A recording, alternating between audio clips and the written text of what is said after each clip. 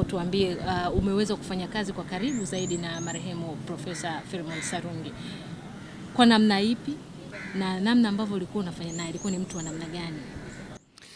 Labda nianze kwa kusema kwanza nilikuwa mwanafunzi wa Profesa Sarungi, mojawapo wanafunzi wake nikiwa undergraduate au kwenye degree ya kwanza, lakini pia nikiwa degree ya pili na ya tatu nilikuwa mojawapo wanafunzi wake.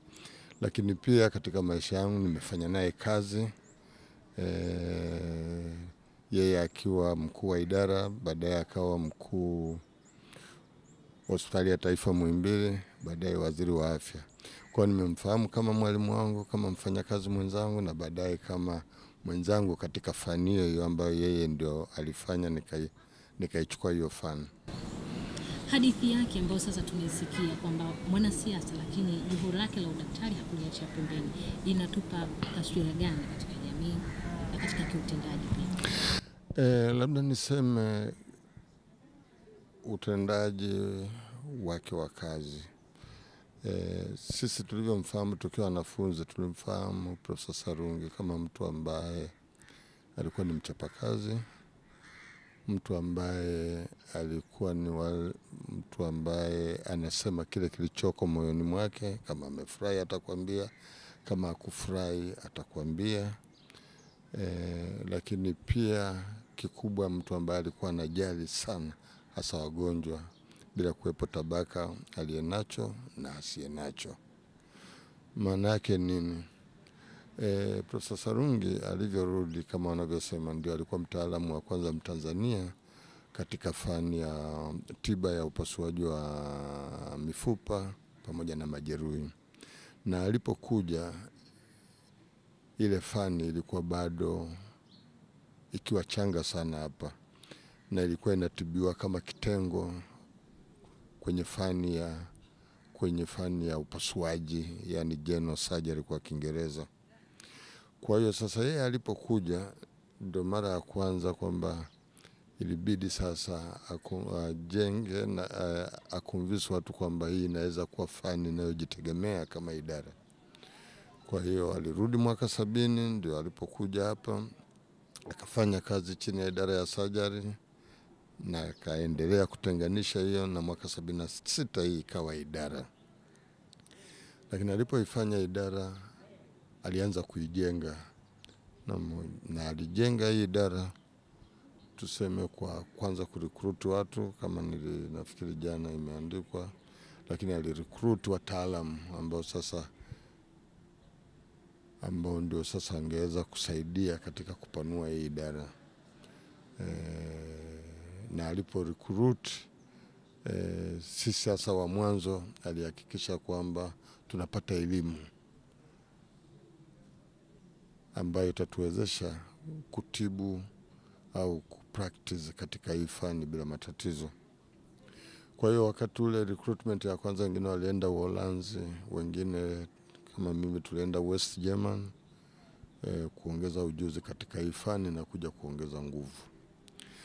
Lakini kama nilivyosema, nafikiri kikubwa ni kwamba Profesa Sarungi alikuwa anajua changamoto zilizokuwepo katika kutoa huduma kwenye fani ya ubobezi, na alikuwa siku zote anatafuta namna ya kuzisolve.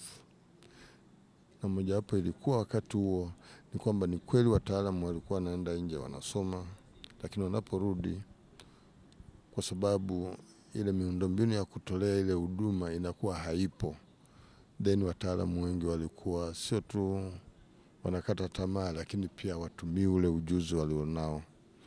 Na Profesa Sarungi alieleza especially kwenye upasuaji wa mifupa, lakini wakati huo pia mpaka sasa upasuaji wa neurosurgery pia ulikuwa katika sehemu moja.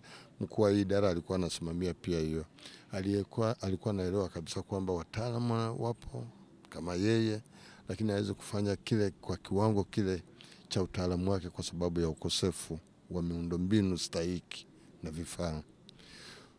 Kwa hiyo kwa miaka ya mwisho ya 80, nafikiri Profesa Sarungi alikuwa mkuu wa idara mpaka 84, akachaguliwa kuwa mkuu wa hospitali ya taifa Muhimbili 84 mpaka 90, baadaye ndio akachaguliwa kuwa waziri wa afya miaka ya 90 mwanzoni.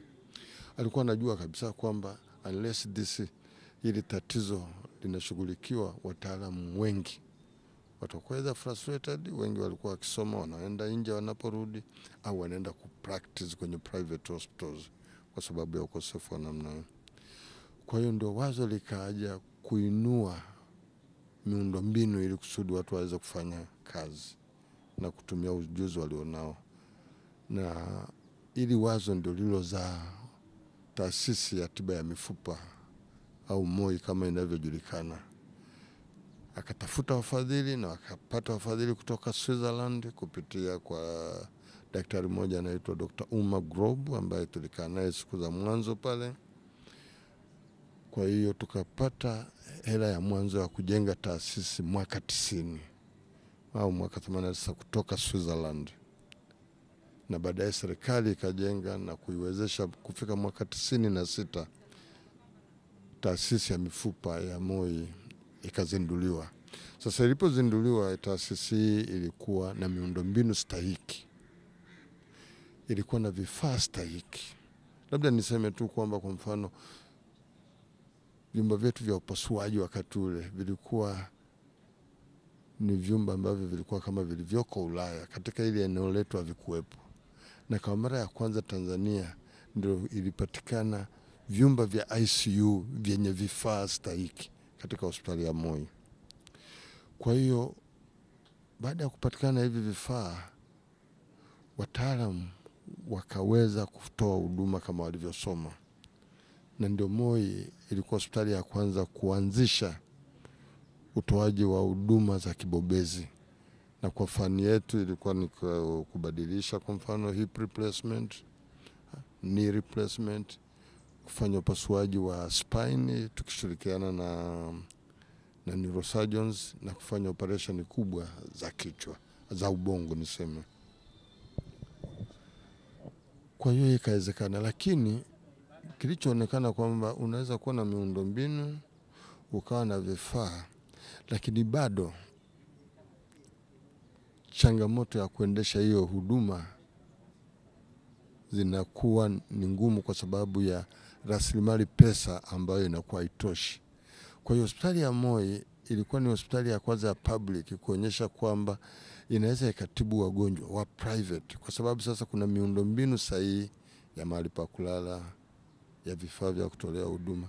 Inaweza ikatibu wagonjwa private wakalipia, badala ya kwenda kwenye private hospitals kama zamani ilivyokuwa madaktari wanachukua wagonjwa wanawapeleka private hospitals, wakalipia ile huduma, na zile hela ambazo zilikuwa zinapatikana zikasaidia kuchangia kutoa huduma, lakini pia zikasaidia kama kipato cha wataalamu wa afya.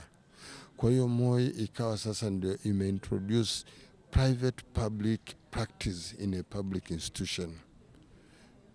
Sasa hivi vyote hivi vimeenea actually katika hizo hospitali zetu, kwamba wagonjwa wanaweza kulipia, na of course na ilipokuja insurance kwamba sasa huduma zinalipiwa, lakini wakati huo huduma zilikuwa bure.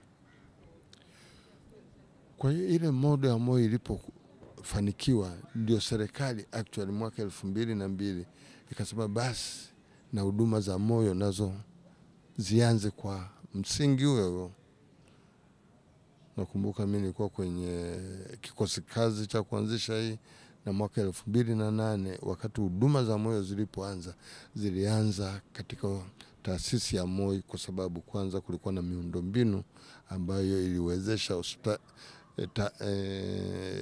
iliwezesha upasuaji mkubwa wa moyo, na kulikuwa na ICU ya kuweza kupokea wagonjwa.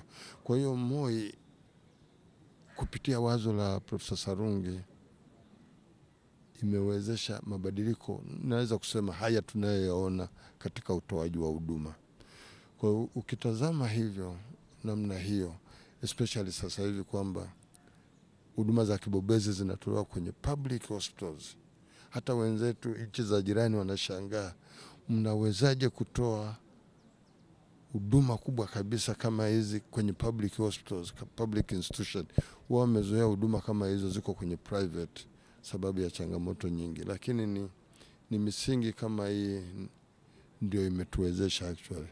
Kwa unaweza kusema kwamba Profesa Sarungi amechangia sana katika kuanzisha MOI na mawazo haya ambayo sasa hivi yameboresha sana utoaji wa huduma hapa Tanzania. Kwa kumalizia, pengine kipi hasa ambacho wewe unasema kwamba Profesa Sarungi hapa alifanya maamuzi magumu, lakini limradi tu jambo liende vizuri, kwa sababu umemfahamu katika kipindi hiko, umefanya naye kazi, pengine labda kuna maamuzi magumu ambayo aliwahi kuyafanya kama kiongozi wako wa kazi? Mimi nafikiri sifikiri yani kitu kama kimoja hivi. Mimi naviona hivi ni kwamba ni mtu ambaye tangu mwanzo alikuwa committed,